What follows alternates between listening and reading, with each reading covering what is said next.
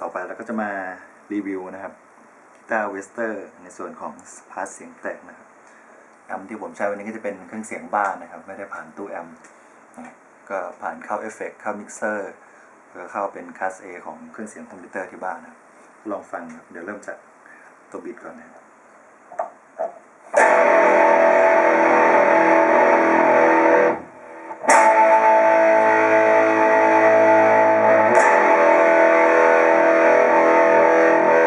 เป็นแค่กลาง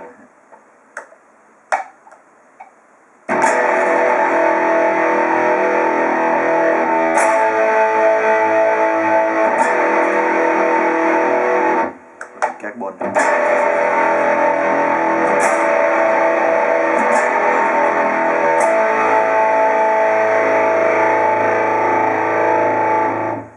เราเล่นริทึมนะฮะแก๊กตัวบิดก่อน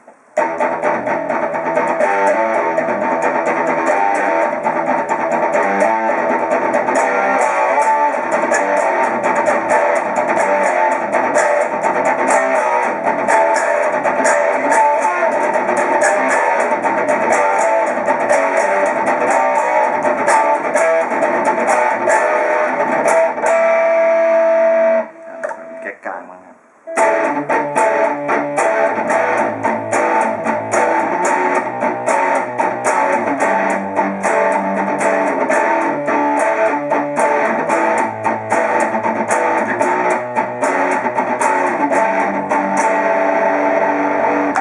แก๊กตัวนี้ครับ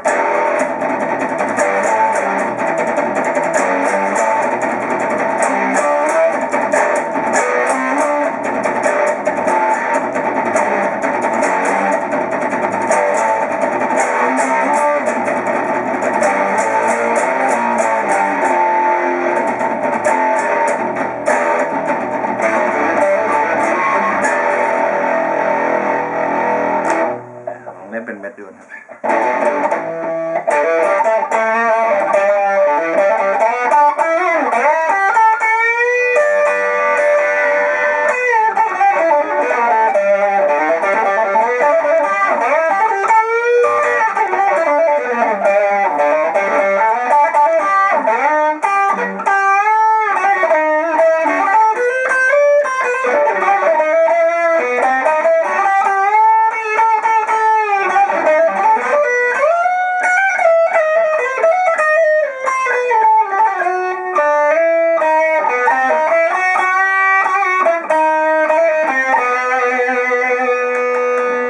โซโล่แก๊กกลางนะครับ